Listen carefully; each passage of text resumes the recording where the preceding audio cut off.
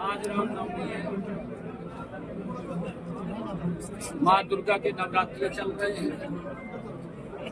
मैं प्रदेशवासियों को रामनवमी की बहुत बहुत बधाई और शुभकामनाएं देता हूँ। ये हमारे माँ दुर्गा के नवरात्रे पर्व हैं और हमारी संस्कृति के साथ जुड़े हुए पर्व हैं।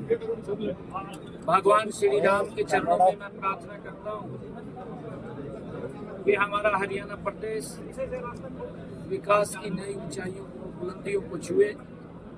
ऐसी भगवान श्री राम से प्रार्थना करता हूँ और हमारे हरियाणा प्रदेश के 2,80,00,000 लोग स्वस्थ और मजबूत रहें, ऐसी कामना करता हूँ।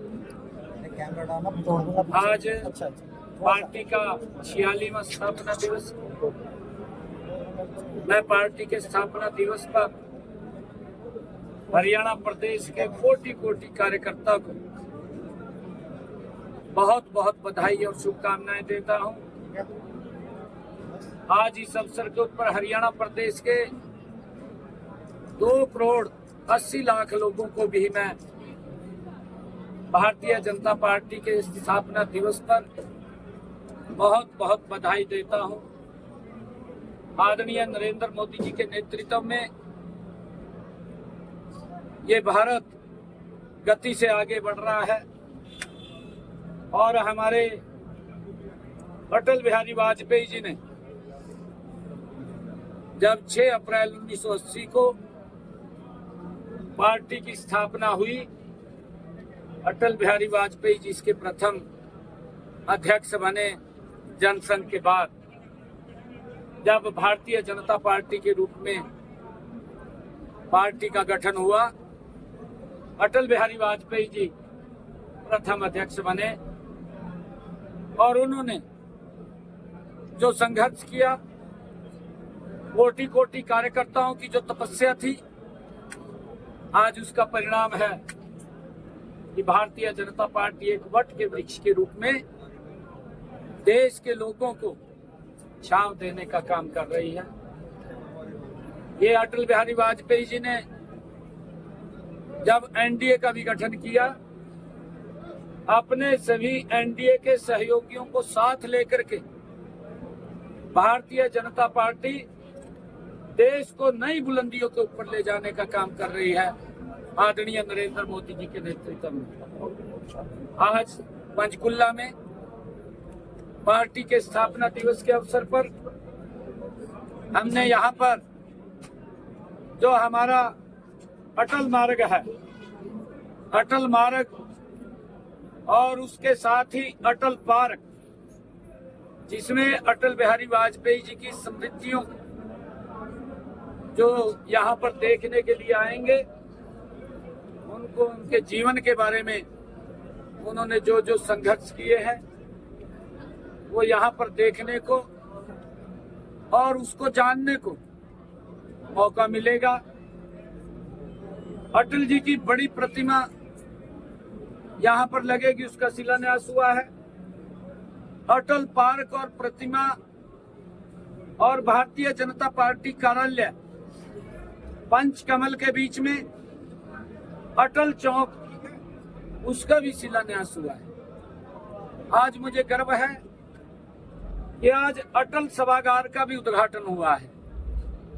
मैं इन सब की पार्टी के तमाम कार्यकर्ताओं को बहुत बहुत बधाई देता हूँ, शुभकामनाएं। सीएम साहब, पार्टी के स्थापना दिवस के अगले सप्ताह में ही जो है वो देश के प्रधानमंत्री आ रहे हैं सर। हरियाणा को 2 बड़ी सौगात देने के लिए यमुनानगर और हिसार एयरपोर्ट पर पहुंच रहे हैं सर। लेकिन इस बीच सर विपक्ष के सांसद जयप्रकाश ने ये बात कही थी कि हिसार एयरपोर्ट से कोई फ्लाइट नहीं उड़ेगी, लेकिन अब अयोध्या की फ्लाइट, पहली फ्लाइट जो है वो उसका हरी झंडी दिखाने के लिए पीएम साहब आ रहे हैं सर। क्या कहेंगे विपक्ष ने जो कहा था उस पर और ये पीएम का जो कार्यक्रम है? कल हिसार में भी प्रेस के बंधुओं ने इस बात को पूछा था जी। मैंने जयप्रकाश जी को आमंत्रित किया है। वो आवेश में आ जाते हैं, क्योंकि आवेश में इसलिए आ जाते हैं, मोदी जी तो काम कर रहे हैं, देश को आगे बढ़ा रहे हैं, परंतु कांग्रेस में ऐसा नहीं प्रचलन था। उनको तो ऐसा लगता है भी झूठ बोलते जैसे मैं झूठ बोलता था। मैंने जयप्रकाश जी को आमंत्रित किया है कि वो मंच पर आए और फ्लाइट भी देखें, फ्लाइट में वो भगवान श्री राम के दर्शन करने भी जाएं। हम उनको आमंत्रित करते हैं क्योंकि वहाँ के सांसद हैं, उनका दायित्व भी बढ़ता है, उनको आना चाहिए, वो आए। निमंत्रण तो सरकार की तरफ से जाता ही है सभी के पास, चाहे पक्ष का है चाहे विपक्ष का है। ये हमारे यहाँ तो इस प्रकार की प्रथा नहीं है। हमारे यहाँ तो जो सांसद है उसको बुलाते हैं और निमंत्रणों से जरूर जाएगा, उनको आना चाहिए। नहीं, देखिए, क्योंकि सरकार और लोगों के काम चंडीगढ़ से होते हैं।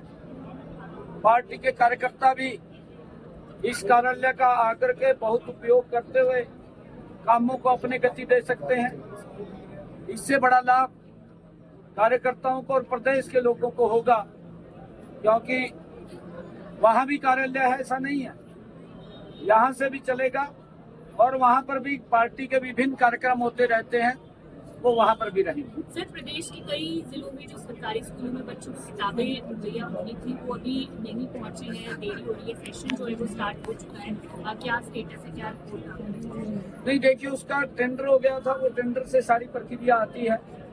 टेंडर हो गया था, जल्दी ही वो बुक्स आ जाएंगी और बच्चों तक वो पहुंचेंगी। हमने इस बात को भी सुनिश्चित किया है कि जो प्राइवेट स्कूल्स के अंदर बच्चे वहाँ किताबें वो लेते हैं, किसी के साथ भी वो अन्याय ना हो, किसी को भी किताबों की आड़ के अंदर उनका शोषण ना हो, उसका भी ध्यान रखा जाए। सीएम साहब आज जो है वो रणदीप सुरजेवाला ट्वीट कर रहे हैं, कांग्रेस के कई नेता ट्वीट कर रहे हैं, कह रहे हैं कि नायब सिंह सैनी मुख्यमंत्री ने गारंटी दी थी हरियाणा के युवाओं को रोजगार की, लेकिन अब HKRN से टीचर्स को अलग अलग सिंचाई विभाग में अलग अलग जगह पर जो हटाए जा रहे हैं, नोटिस दिए जा रहे हैं, हटा भी दिए सर कई कर्मचारी HKRN से। इसकी वजह क्या है सर? आपने बात की विभाग से, कोई समीक्षा की सर? ऐसा नहीं है। रणदीप सुरजेवाला कल भी मैं देख रहा था, वो ट्वीट पे ट्वीट करी जा रहे हैं जी। हमने ये कहा था, वो कल एक वीडियो भी मेरी दिखा रहा था जी। कहा जी पत्थर पे लकीर है। भाई, पत्थर पे लकीर आज भी है जी, आज भी पत्थर पे लकीर है। एक भी बच्चा कोई जिसको हमने सुरक्षित किया है, 1,20,000 जिनका कार्यकाल 5 साल पूरा हो गया था, ऐसे युवाओं को हमने सुरक्षित किया है, किसी को भी नहीं हटाया जा रहा। ये तो खाली गुमराह करने का काम कर रहे हैं। क्या कारण है, कौन से विभाग में क्या हुआ है, वो जांच का विषय, वो देख करके उसको जांच। सर, उत्तर प्रदेश में वक्फ की संपत्तियों की जांच मुख्यमंत्री ने वहां पे दे दी, आप लोग भी चेक कराएंगे यहाँ पर कितनी ऐसी संपत्तियां जो कब्जे में है, जिसको लेकर सरकार सजग है?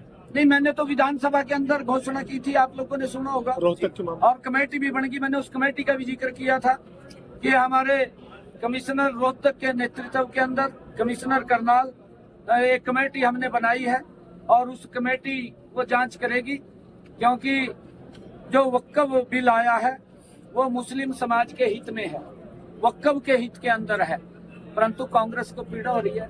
कांग्रेस की दाल रोटी बंद हो गई है, अब उनको तो लगने लगा भी भाई ये सारे काम मोदी जी ठीक कर रहे हैं। जो गलतियां कांग्रेस सरकार अपने वोट बैंक को सुरक्षित करने के लिए करती थी, मोदी जी उन सब गलतियों को कांग्रेस की सुधार रहे हैं। ठीक है सर, धन्यवाद।